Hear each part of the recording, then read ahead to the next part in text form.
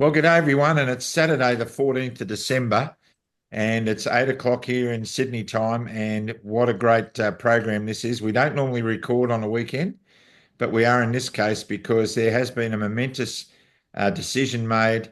And we have, of course, on the screen someone who needs no introduction. He is no longer the suspended Dr. William Bay. He is Dr. William Bay. Welcome to the show, William. Thanks, Hoody. How you doing, Johnny? Good, mate. Good. Well done. Thank you. Well done. And look, this has given a much needed injection of hope into the lives of so many of us. And we want to first of all unpack briefly how all this came about and what happened. We want to talk about the judgment, and we want to also discuss with you how this affects the future for doctors in the same space that you're in and others who are thinking about coming out, and how best to apply that given the circumstances of the judgment. So without further ado, Dr. William Bay, welcome to back to your profession. And where have you been the last few months? The last we heard you were in Bali. Tell us a little bit about where you've been. Yeah, I've been living in Brisbane for the last few months. It's been a difficult time for me to find somewhere to live because, well, I had no job. And without a job, not only is it difficult to pay rent, but it's difficult to secure a place to rent because the landlords don't want to rent to somebody who doesn't have a job. And I couldn't not just get a job as a doctor, I couldn't get a job anywhere, it seems, not only because AHPRA had issued me with a letter stating that I wasn't allowed to work in any job whatsoever related in any way possibility to healthcare, which the judge also found was an illegal letter, and AHPRA withdrew during the trial. But I also couldn't get a job because it seems like my name has been defamed across the internet entirely until yesterday, completely blacklisted. So I praise God and I praise Jesus for finally getting me into this place. It took me a year because, of course, my marriage broke down during the stresses of this attack by AHPRA, attack by the medical board. And so I've been out of the family home for about a year now. I'm separated, going through a divorce, but I love Jesus still very much. And I'm very pleased to have found a new partner in life. I'm hoping to get back on my feet with employment and maybe small business again. And I'm just so grateful to Jesus, to God, for giving me victory in the Supreme Court matter yesterday, because not only was it a victory, it was a complete victory, in my opinion. The judge gave me everything I wanted and more, and I'm just so happy to be relieved of this burden that AHPRA illegally put on me right from the very beginning, as Justice Bradley found yesterday. Yeah, so true, Johnny. The biggest issue I think Australia has had with the medical profession has been a complete lack of trust as a result of AHPRA's interference with what doctors can say. I remember three GPs discussing the situation with me prior to my decision to be vaccinated or not, saying, look, if they were me, they wouldn't rush into it, but don't tell anyone I told you. Why not tell anyone you told me? Because AHPRA and the government have been interfering with the relationship between the doctor and the patient, and that is sacrosanct. That must never be interfered with, John. No, that's 100% right, Hoodie. And it's not just AHPRA as we know it. It's the TGA as well, which Jared Rennick has been exposing. I mean, these people are so up themselves, and they've got a God complex. They think that they can overrule the coroner on postmortems. I mean, this is how mad these people are. But it goes on, and lives are wrecked, people die, people are murdered, and nothing to see here. Exactly. And Billy, thanks for sending me a copy of the judgment. It's what, almost 30 pages, I think. And it's been it's an incredible document to read. I mean, how you keep up with it, I know. And a lot of us are looking for what the judge has actually said. What is he allowing to happen now? So give us your understanding of what that judgment means now going forward. I mean, it hasn't come out and said that COVID vaccines are wrong, that they should be banned or anything like that. It's not supporting anything like that. It's supporting more the procedural right doctors have to conduct themselves with their patients. Am I right, or have I misread that somewhere? Yeah, no, I agree with you on the whole in regards to that, Hoodie. No, this case was not about whether the vaccines were right or not. I was fighting for a more important and fundamental right, in my opinion, which was the right for doctors to speak freely about whether the vaccine was good or not. That's all I ever wanted. That's all we've all ever wanted, isn't it? Just the freedom to speak our minds, our truth. And indeed, that was what was given to doctors prior to 2021, prior to the pandemic. Nobody ever questioned the right of doctors and nurses and paramedics and psychologists to speak freely about their own patients' conditions, right? So this idea that doctors and paramedics have to be afraid of what they say, they have to be cautious of what they say to others and whisper in corners and speak carefully about what they say is a abomination on healthcare, and it is something that hopefully has been overturned now by the decision of Justice Bradley in the Supreme Court of Queensland, because not only did the Justice give me victory in this matter on Friday as a self-represented applicant, but he gave me victory in a profound way because he ordered costs to me, and he ordered costs to me for any other incidental costs I may need to pay Queensland. He ordered AHPRA to pay for that. And the three other judgments he made was that my suspension was overturned or set aside, and not just set aside, but backdated from the very first day, Johnny, that it happened on the 17th of August, 2022. That means all that criminality is now washed away by AHPRA and opens up the door for mass compensation for me to take it from the medical board and AHPRA and every other person who has wronged me in the medical community of this country. Also, the Justice overturned the investigation decision and overturned it retrospectively as well from the 17th of August to say that the investigation into me basically should never have happened at all. There was no foundation. There was no foundation to investigate me because there were no patient complaints against me. It was purely about political speech and social media posts and interactions with Michael Griffith and others. Even a dog, they had impugned a dog barking during one of my Queensland People's protests. So the judge was astonished and profoundly disappointed, I think, some of the words he used in the way that AHPRA conducted themselves. He was so disgusted with their corrupt behaviour, he found that they had acted with bias and they had acted with procedural unfairness, and they had covered that up for many, many months, thus wasting the court's time, thus wasting the justice's time, thus wasting the taxpayers' money, let alone, keeping me out of employment for 2.5 years. And so because of that, he also quashed the entire tribunal proceeding in QCAT, in the Queensland Civil and Administrative Tribunal here in Queensland, where AHPRA still to that day, yesterday, was trying to deregister me because suspension wasn't enough, Johnny. They wanted to deregister me for professional misconduct for speaking about political events in this country. So he quashed that abomination of a trial in QCAT as well. So that's why I say it's a complete victory. And what does it mean for doctors and nurses around this country? In my opinion, I'm not a lawyer, but in my opinion, it means that people can speak freely once again. Because if I can get away with, storming into an AMA national conference and yelling at everybody, then your doctor in your clinical room can speak confidently to you about the risks of the vaccines. So hopefully, by me taking on AHPRA and winning, people just simply don't need to be afraid anymore, and we can get back to normality in this country, which is about telling people the truth. Wow. Johnny. Do you think, Billy, that they will still come after everyone else? Do you think that they'll strike this up as, because the judge in his judgment basically said that they'd acted incorrectly. They were basically sitting in hope that you would go away, that they would get it quashed, and the activities that they engaged in would not come to light. That's in respect to your particular case, but do you think on balance that this is going to open up the door for everyone else, or is it just a case that they ballsed it up with you? Well, they certainly did balls it up with me. However, I think they've been ballsing it up with the entire country. And if any doctor or paramedic has a close look at their procedures and gets some of the documents that AHPRA has been using against them to suspend them or put conditions on them or threaten them, they might find that there are a lot of procedural irregularities with their case too.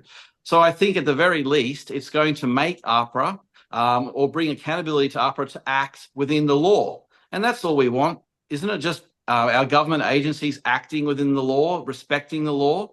And so I think that is a benefit for doctors and nurses around the country, that AHPRA now has to act properly and within the law. And also, the judge referred in the judgment to how I had not broken the code of conduct. So that vindicates me as a doctor not being vaccinated and working as a doctor being unvaccinated. That also vindicates me as a doctor being able to speak freely, to come on shows like this, to post on social media, to speak loudly at protests around the country. He declared that there was no basis or foundation for me breaching the code of conduct on that. And why? Because as the Justice asked the King's Counsel for AHPRA, what has William done to patients? Can anybody tell me what he's done? Where is the harm? He was begging the counsel, the barrister, to describe for him what William had actually done, and the barrister could come up with nothing. AHPRA hadn't, when it came time for the cards to be shown in the court case, they had nothing in their hand. They had nothing to show except that my statements had impugned the confidence in the government and had impugned the confidence in the vaccines. But as the judge said, so what? That's not harmed anybody. So I think that my case, although my win has been grounded in procedural unfairness and bias, I think that can be applied to many people's cases, and it shows that the code of conduct will support doctors speaking out in benefit and warning of their patients is not a bad thing. It may even be a good thing. And certainly the evidence has now showed that these vaccines weren't very good at all. Well, one hopes that, I mean, this ends up just being a balance of ideas, you know, and people being able to talk freely so that people can make an informed decision about what they do with their bodies. I mean, because what we've been through is essentially AHPRA, the TGA, and all these other bureaucrats telling us how it's going to be, and nobody else has got any right to question it. Well, I think what this demonstrates is that you can speak up. You can say that I think this is a red flag and raise your hand up. And at the end of the day, as you rightly point out, Billy, the judge has identified that wasn't hurting anyone. In fact, you could argue that it's actually protecting the community because it's opening up conversation around these very important topics. Yes, yeah. And so the more people that join with me to speak freely about the vaccines or whatever they may be, will be protective for the entire medical community, because the more people who exercise this right to freedom, the stronger it will become and the less likely AHPRA is to attack anybody. So unity is strength. So I encourage all doctors and paramedics and nurses and everybody to stand with me now and speak clearly and freely and confidently about the vaccines and anything else that comes our ways. And together, you know, we will win. Absolutely. And what I love about this this decision by Justice Bradley, is it's restored our faith in the fact that not everyone in the judiciary seems to want to go along with the narrative. Thank you, Justice Bradley. We've been looking for that for a long time. But Johnny, you'll be happy with this because AHPRA has been in our sights for 3 years. And these guys have changed the course of medical discourse in Australia between patients and doctors and doctors and doctors and nurses and doctors. And they have exposed, this judgment has exposed the soft underbelly of a corrupt organisation. I'm not saying necessarily corrupt financially or they're on the take. It's corrupt in the way it operates. It's corrupted in its thinking. It's corrupt. Its policies are corrupted. And the fact that 2 professors were named in the judgment, Billy, as having acted in a biased way in these charges levelled against you shows that just because someone's got a professor in front of their name doesn't mean that we should value everything that they say. Professor Crabb from the what institute, Johnny? The Burnett Institute. The Burnett Institute.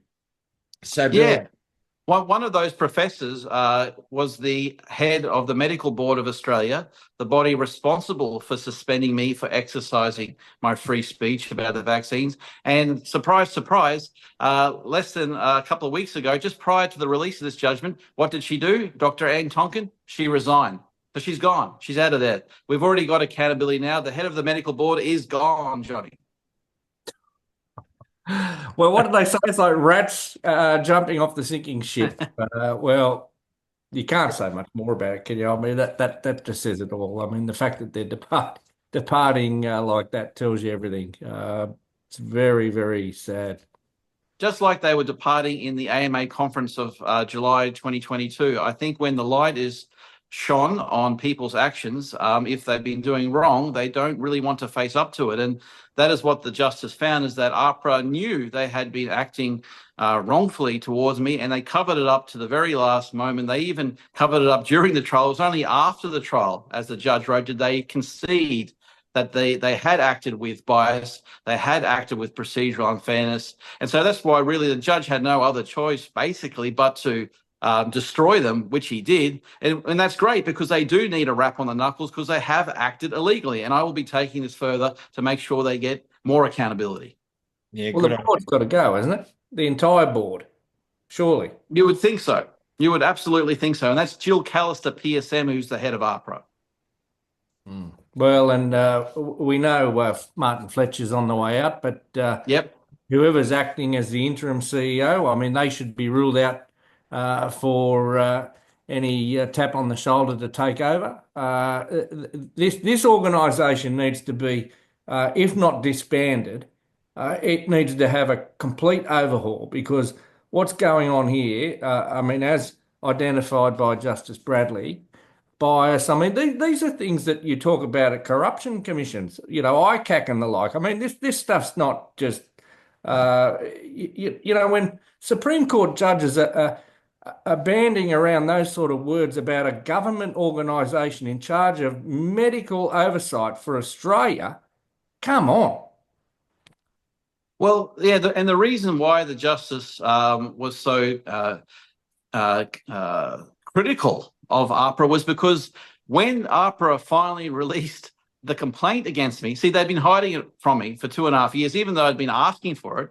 I finally pried it out of their hands on the last day of the trial. When it was finally revealed, the complaint, who did it turn out to be who complained against me but the state manager of AHPRA, Hoody.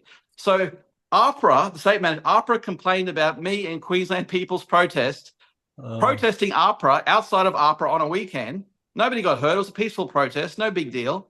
We're just exercising our implied right of political communication as guaranteed by the Constitution. They complained about that to the Office of the Health Ombudsman, and in their complaint, they suggested or directed that that complaint should be considered by AHPRA jointly with the Office of the Health Ombudsman, then referred back to AHPRA, who would then refer it onto the medical board so it could be suspended. That's what was revealed that was written in the very complaint by the state manager of AHPRA.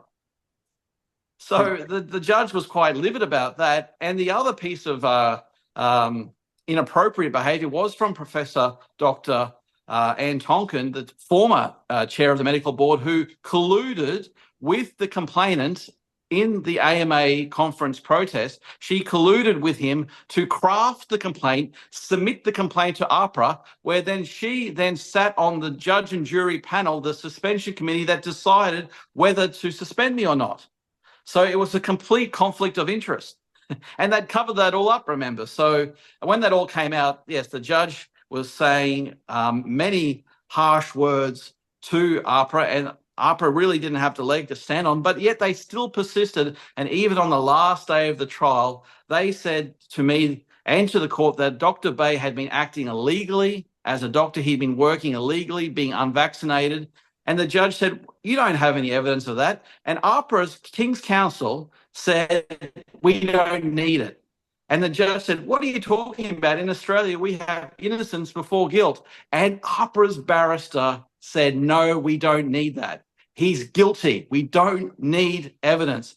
And that really, I think, annoyed the judge completely and probably led to this very powerful judgment against AHPRA. Well, you know what? That's once again the soft underbelly of so many different institutions has been exposed here. Even the judiciary has been exposed. Judge Bradley has exposed the ineptness of the judiciary, John, even in your trials. Well, Hoodie, look, I mean, how does a King's Counsellor say in a Supreme Court in Australia that you don't need evidence. I mean, surely if you're gonna come up with these trumped up inquiries into Billy, myself, Mark Hobart, Paul Easthouse, all these other people. I mean, how do you not have an inquiry into a King's Counsel that thinks you don't need evidence in a court? Exactly. I mean, This that's King's Counsel corruption. had to admit, yeah, Go on. he had to admit less than 2 weeks later in a written document to the court, he had to concede that not only was he wrong and that I had been practicing legally and properly as a doctor, and there was no evidence against me about that, but the opposite was in fact true, that AHPRA had known for more than a year that they had all my records, all my Medicare documents, all my vaccination record on hand the whole time. And they knew for more than a year that there was nothing wrong with anything I'd done. So he conceded that. He didn't apologize, by the way. He conceded that he was wrong, but, mistakes were made. Mistakes were made. We could write thousands of pages on the mistakes that were made at the expense of innocent people. Mm. We've been. Well, the sad part is, Hoodie, look, it's not just the William Bays of the world that have had their careers buggered. I mean, by them not being allowed to speak out and Facebook, putting the shadow banning and banning people for 30 days and a million days and whatever else. I mean, this is the sort of stuff that has led to people taking vaccines like the mRNA vaccine that is never safe or effective. And look what's happened.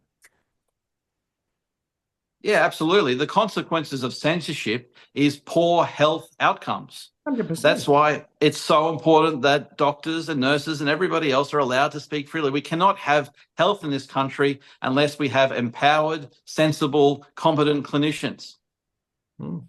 Unbelievable, John. No doubt this decision will be giving you pause for thought. Now, no doubt you'll be examining the judgment and probably getting others in the legal fraternity to look at it. Do you see that this may provide a precedent that may assist you in some way? Well, look, Hoodie, it's difficult. I suppose everyone's circumstances are different, and but look, the premise is the same. I mean, they attacked me, they suspended me for talking about the vaccines. They've done it softly to so many other people as well. I mean, you and I know nurses, doctors, and the like that have been suspended or reprimanded by our area health services just for liking a post on Facebook. I mean, this is the sort of where all the tentacles have gone from this AHPRA. I mean, they are. I just want to see them overhauled or disbanded, and an organisation take over that has Australia's health in its interests, because this mob clearly does not, in my view. That their remit should be to assist clinicians and to get good health outcomes in this country, and they've supported. No, neither. We've ended up with a worse system and bad health outcomes because of the tyranny that's been imposed from these grubs. Yeah. In the judgment at paragraph 17, the judge wrote that AHPRA had given the excuse that the reason they acted so unfairly towards me and made baseless accusations and suspended me, etc., was because it was an extraordinary period of history. It was a difficult time in Australia's life with the pandemic, and they should be excused for such behaviour. And the judge rejected that outright. And he said that none of the measures implemented in Australia during the pandemic, and I quote, none authorised the board to deny Dr. Bay procedural fairness. None extended the board's regulatory role to include protection of the government and AHPRA from political criticism. That's a fantastic statement from the judiciary. So, yeah, that's saying particularly that the judge is saying AHPRA is being used to protect the government. Yeah. And taking out paramedics and doctors who step out of line. So I think that, again, I'm not a lawyer, but that could be used in other people's cases to show that AHPRA's powers do not extend lawfully to political censorship, which sort of makes sense, right? They really went beyond their powers, and that is why I think I won my case purely by exposing it. And the way I did it, Hoodie, was by going to the Supreme Court. You see, because if I'd gone to the tribunal where AHPRA had wanted me to go, none of this actually would have come out. None of it at all. Yeah. Because in the tribunal, they start afresh. It's called a de novo decision. They do it new. And I don't know if they did that for you, Johnny. They took you to tribunal first. But once you're in the tribunal, you're basically already cooked, because they look at everything on a merits decision-making basis again, and none of the actions of AHPRA or the medical board are examined. But in the Supreme Court, where I went, where you're doing a judicial review and you are reviewing all the actions of the administrative decision maker, all these little irregularities and procedures come to light. And surprise, surprise, for an organisation been getting away for over a decade, they had their hands deep into the cookie jar, 2 chocolate bars thick. And the other problem is, like NCAT, QCAT, whatever, Kit Kat, whatever they are, whoever you want to call them. Look, at the end of the day, these people are not the judiciary. They're not judges. I mean, you've got a panel member who's probably a solicitor, or, maybe a senior counsel. But the panel members, they could be candlestick makers. And I mean, Yes. this is the madness of it all. Yep. And they come into it with biases. I mean, you're essentially there playing in a theatre to them, do they like you? Don't they like you? What you say, does it resonate with their personal opinions, with their point of view? It's not being based on merit or law or the way the judiciary would look at things, in my opinion. So it does need to be in a Supreme Court for sure. The pandemic response, they were extraordinary circumstances, but let me put my spin on the extraordinary circumstances. Years before the so-called pandemic, the government sat down with ministers across all states and health bureaucrats across all states, and they formulated a pandemic action plan. And it looked good. And you know what we've learned since, gentlemen, is that if that plan had been enacted when the pandemic was declared, we wouldn't be in this mess now. But they formulated their plan and then they stepped outside of it and acted in accordance with the directions of somebody else. Yes. Somebody else has corrupted our health system in this country. And you can point at the WHO, you can point at a whole lot of other actors, the big funding suppliers in Bill Gates and the Garvey Institute and all these other players in this. This is what's showing the soft underbelly of the corruption in the health bureaucracies in this country. Infected bloods. People suffering from infected bloods are dealing with this after 30 years. The people who struggle with the after effects of thalidomide, those who are struggling with the pelvic mesh scandal. All of these scandals are happening too close together. And we have big pharmaceutical companies who've been granted exemption from prosecution. What could possibly go wrong? We have to stand against this medical tyranny. Yes. And Billy, you had the temerity, and that's what upset AHPRA and the medical board. You had the temerity and the testimonials to go to the AMA conference and tell them what for. How dare you? So yeah, we're sorry, everyone. We just got cut off. Internet dropped out. But Billy, you offended the establishment because you had the temerity and the testimonials to go to that AMA conference. I think it was in Brisbane. And I still remember the video of you standing up and saying the things that you said, challenging the board. How dare you do that? And noticing the doctors at other tables nearby getting up and walking away from you. That was a pivotal moment. And that really upset the hierarchy. They don't like it when their boat's rocked. And good on you for that. Yeah, thank you, Hoodie. No, they don't like it at all. And look, all I was really doing was exposing what many people were thinking, that there were problems with the vaccines and we needed to talk about it. I was at the conference there legally. I paid for my ticket. I wanted to speak, but as I got up to speak, they shut down questions. But I felt it was an important moment to speak. It was a conference about the COVID-19 pandemic. And so I told them what I thought. And when they cut off my microphone, I just had to shout a little bit louder, 1 shot, 2 shots, 3 shots, 4. How many shots before, you hit the floor? So it was so important because I felt so many people were relying on me to do something. I had so many supporters and injured patients begging me to get the message out. And if I didn't get it out that way, maybe I couldn't have got it out any other way. So I know I offended some people with that messaging, but at the end of the day, I'm glad I did anything. I did something, because it was the crime of the century. This whole pandemic and scandemic and forced vaccines and lockdowns has injured and killed so many people. It's just a tragedy of immense proportions, and more accountability is required. Mm-hmm. Absolutely. And I was on the phone just a little while ago to Dr. Chris Neal, the president of AMPS, and for other reasons, we've been praying for his 4-year-old son who fell off a ladder about 10 days ago and has been in intensive care with head injuries. Thankfully, we can report that he's on the mend. Thank God for that. I think he's been in an induced coma. Amen. But even amidst all that turmoil, Chris Neal is excited about this judgment, and he sees great potential in it. But obviously, the judgment needs to be examined by not only doctors but by lawyers to see if there are any hidden traps in there, if there's a soft underbelly in that judgment that could come back to bite people. So it's going to be discussed at length in offices and boardrooms around the country on both sides of the fence. And that is a wonderful outcome, that it is actually going to be examined to that level.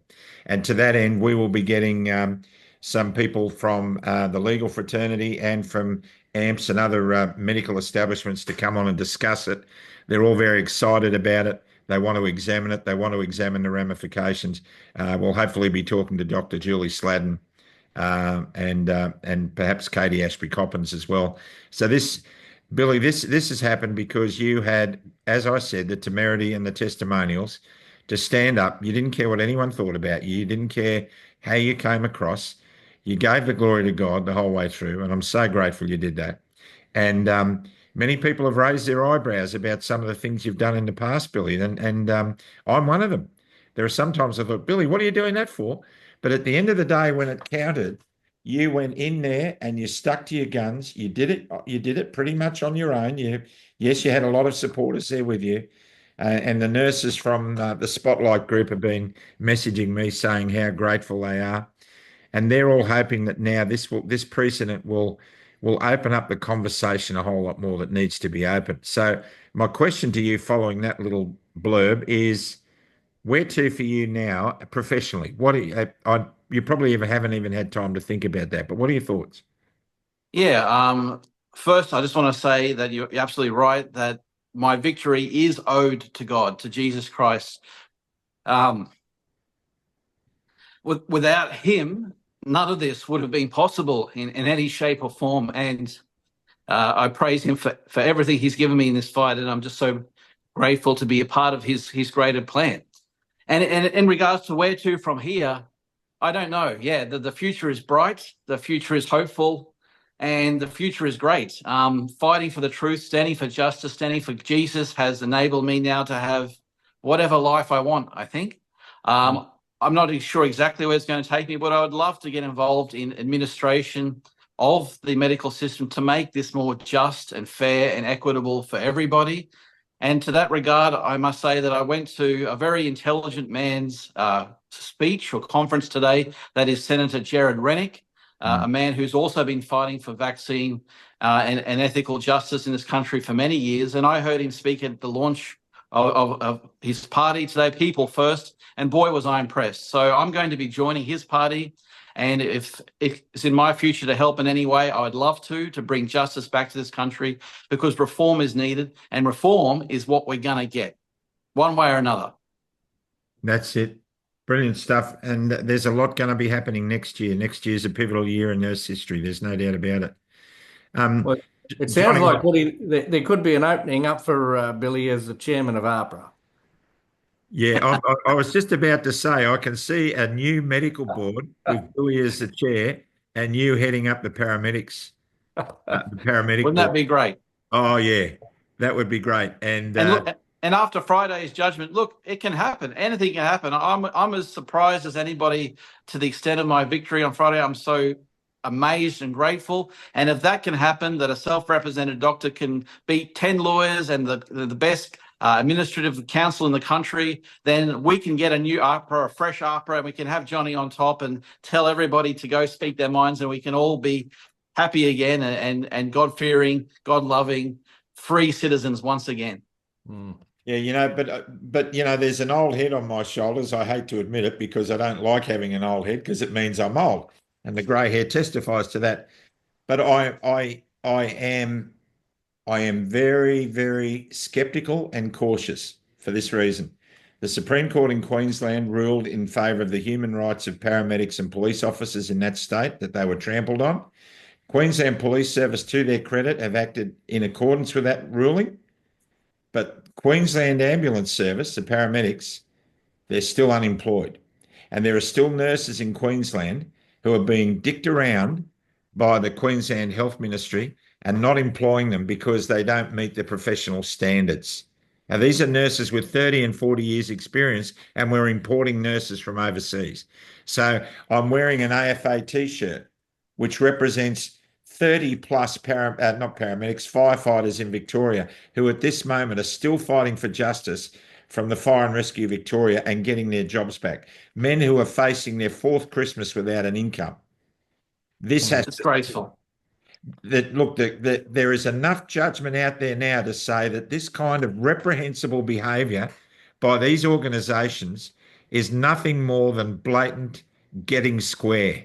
It's vengeance on people who dared to question them, who dared to doubt them. And you don't run a frontline organisation where those at the top can't be questioned from those underneath. That's a recipe for disaster. You need people with integrity back on the job.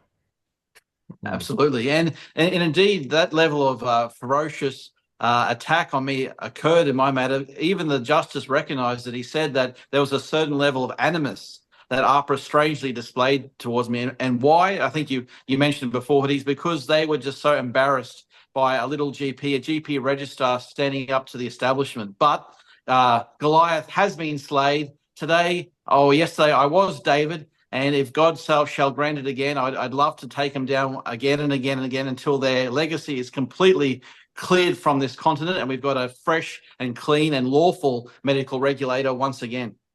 Well, the course has been set for you, Billy, and you're going to surround yourself with the best people, and God bless you and do that. And Johnny Larder, you have to be reinstated. This isn't over until you get your job back, as far as I'm concerned, or at least be properly compensated for your losses. This needs to be. I think we're going to be in a grave before that happens, Hoodie. But regardless, I don't see any way forward with New South Wales Ambulance. Look, Dominic Morgan, there's no way in the world they're going to allow me to return to work.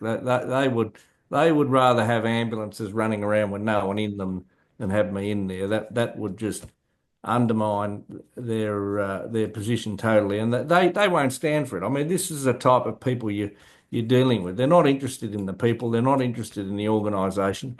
They're not interested in the community. They're just interested in saving face, and this is what they'll do. And I really hope. I mean, I'm not a lawyer. I having read the judgment, I just hope that it's interpreted that this is a real win. I mean, I'm not trying to be negative, Billy, but I just hope that it's not a case of this is just an error at law, and there wasn't really any merit to the decision. It was all based around the dreadful behaviour of AHPRA, and AHPRA will likely just say, well, we'll get rid of a few people internally because they were bad, very bad, and they acted inappropriately, and we'll get rid of them, and then they'll come out even harder against everyone else. I hope that's not the case, but I'm fearful that they will. That's what they'll do, because this is the juggernaut. This is the octopus that this organisation is, and I just don't see any of these organisations changing their culture in a hurry. Well, I hope they learn from this that a single man can fight them and can win. And if more people stand up and fight back, then we will totally dominate them. So if they want to carry on with garbage and suppress freedom of speech and clinical autonomy again, I hope and believe that more doctors and nurses will join with me this time by fighting back. And again, the way to do that is not in the tribunals, it's in the courts, because the judiciary has saved me and they can possibly save you as well. Don't be afraid of them. Please have courage. We can and we will win. I think they're great words, Billy. I mean, this has got to be a unity ticket now. Yeah. I mean, we've been in a situation up till now where people haven't been willing to stand up. Uh, there's been very few. There's been some brave ones, but there's very few. There's a lot of people sitting on the sidelines, and they haven't dived in. Well, they need to, and they need to get behind Billy. They need to get behind everyone, and break the damn wall open, because if we stand together now, now's the time to really put the pressure on these mongrels. Absolutely. Absolutely. And I'm encouraged by the fact that that we can, the harder we push, the more reaction we get. And it's, people have different ideas of pushing. There's been a lot of argy-bargy about, we've got to man the ramparts. True. But there are a lot of people fighting this cause from different ways. Billy's been fighting it his way through the courts. We fight it in ways that we know best, John, that we feel most comfortable with, using the talents that we may have been given to do that. And other people are fighting it in different ways. We've just got to accept the fact that we're after the same destination. My destination is probably very libertarian. I want small government. I'm sick. Me too. I'm sick and tired of being manipulated by government in every facet of my life. Yeah. And it's time for any elected representative now to man up, whether you be in local government, state or federal, to man up and say the things that need to be said for the benefit of your constituents.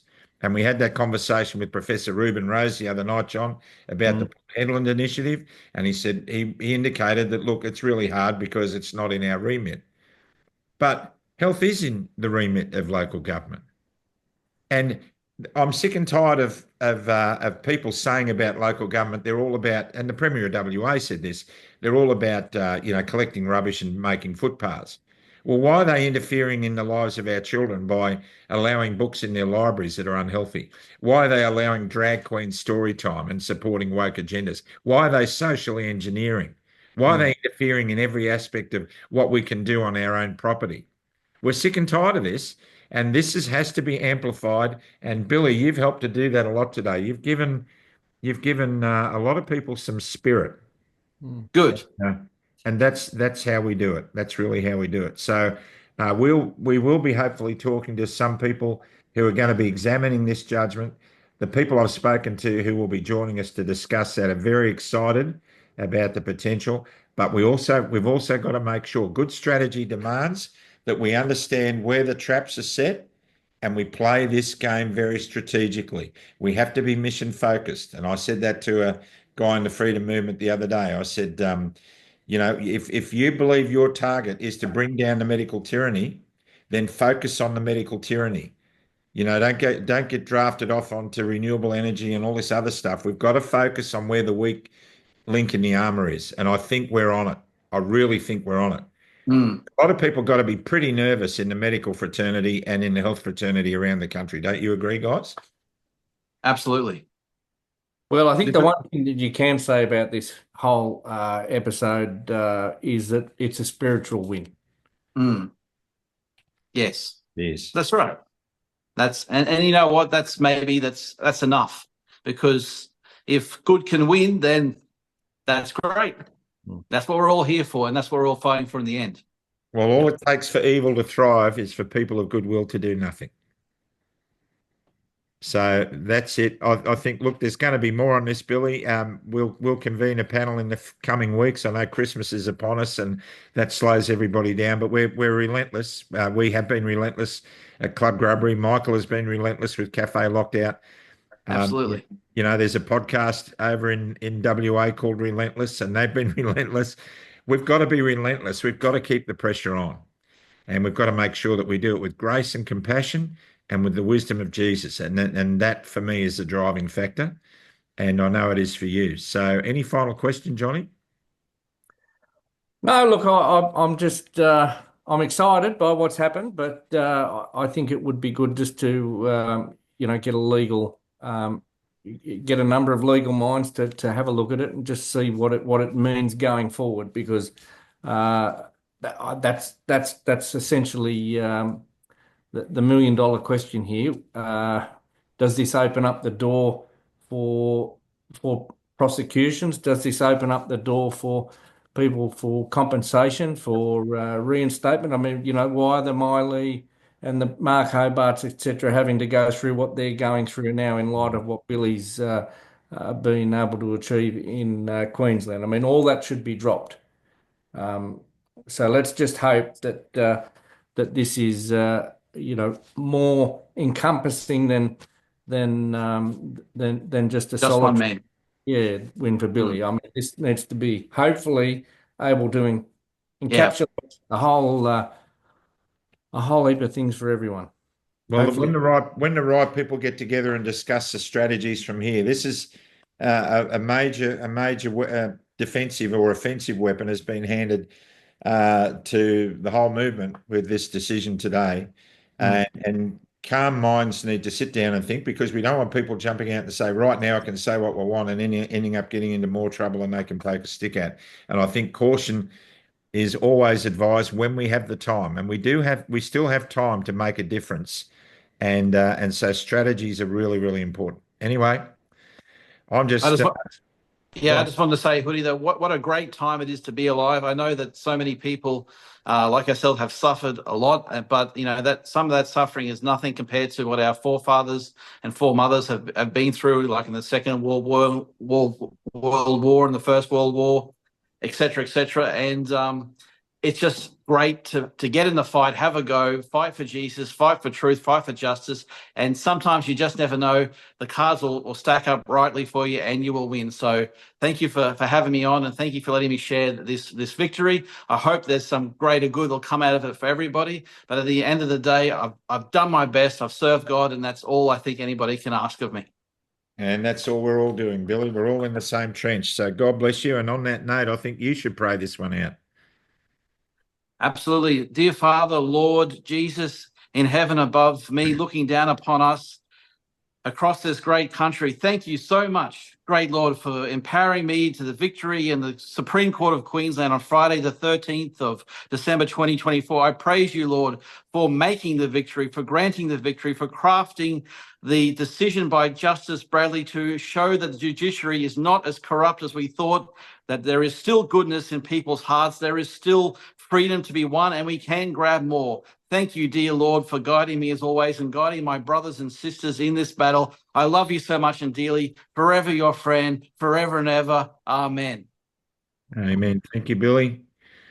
Johnny, you've often been heard to say, You just couldn't make this stuff up. And Friday the 13th, who would have thought, hey? And Justice Bradley, you're a champion, and you're a very decent human being. And thank you for unpoliticizing the judicial system. Thank you. amen to that. Stay out of the trees, everyone. If you love somebody and you haven't told them, don't forget, give them a call. There's a lot of very distressed people out there. Keep the faith. And what we've talked about today is just another proof of that. What we did yesterday got us to today. And we've gotten to another day and another stage in the fight. We're being relentless. And Robin from Courage is a Cure over there in Perth, the name Relentless is brilliant. I wish I'd thought of it before you did. But God bless you all. I think Michael Gray Griffiths actually claimed that name. I think he's had a go at Robin for saying, hey, that I use that term, relentless. But hey, it's in the dictionary. Who cares? He uses every word, Michael. Yeah, he uses it everywhere. So God bless you all. Have a great time with Michael tomorrow night. We know you're going to be on the program, and we'll get this one out. Good one. It'll be a good one. And God bless you, Billy, and we'll get you back on. And hopefully it'd be nice to get you on a panel of people to discuss the various aspects of the ruling. It would be really good to get that happening. So absolutely. Entertaining. Good on you. And thanks, everyone. We'll see you next week on Club Grubbery. Bye for now.